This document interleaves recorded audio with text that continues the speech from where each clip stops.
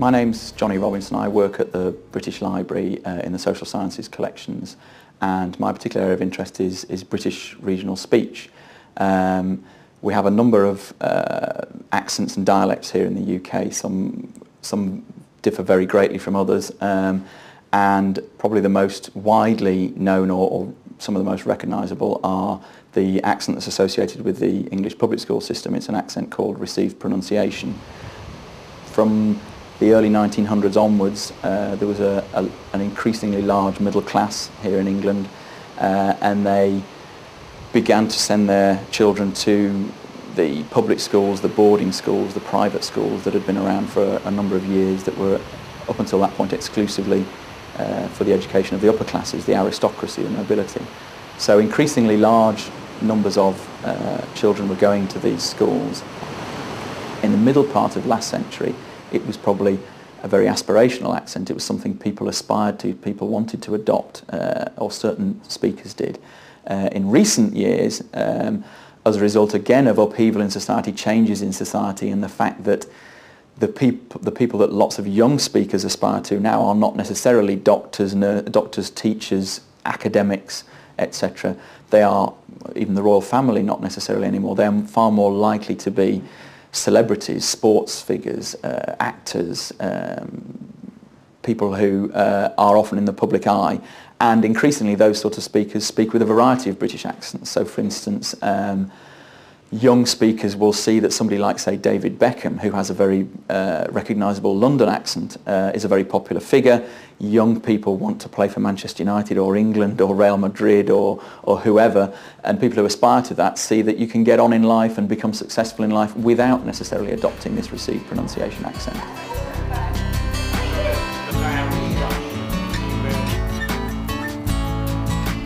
There are, of course, many other varieties of English. They're just picking the accent of the capital.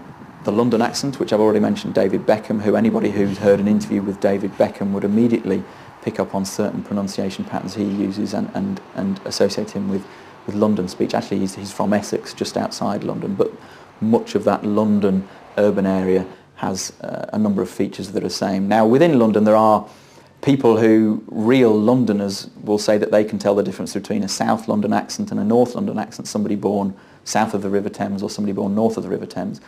These are very subtle differences, and you probably have to be a local to tell them.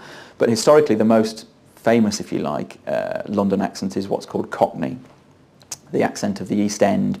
That's the accent that was, for instance, used by Dickens for a number of his London characters. In his novels in the 19th century. It was used by George Bernard Shaw, for instance, in his character Eliza Doolittle in the play Pygmalion, which was subsequently made into the musical My Fair Lady.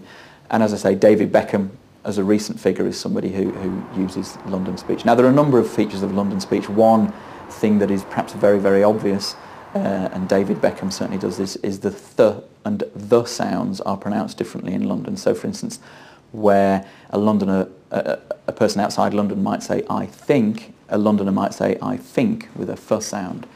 Where a Londoner might say "brother," people outside London would say "brother." So the th and the sounds are pronounced slightly differently.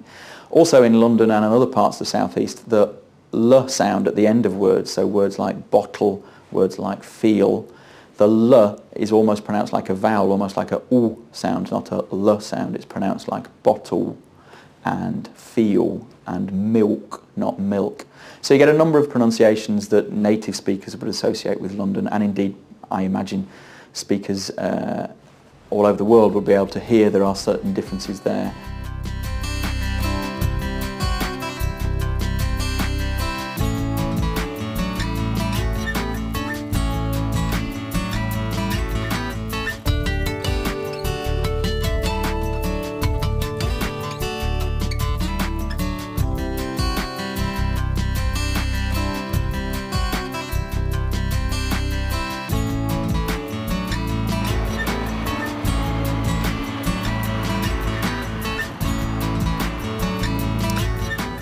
Hello, my name's Gordon Goldie and I'm the golf professional at Chingford Golf Range here.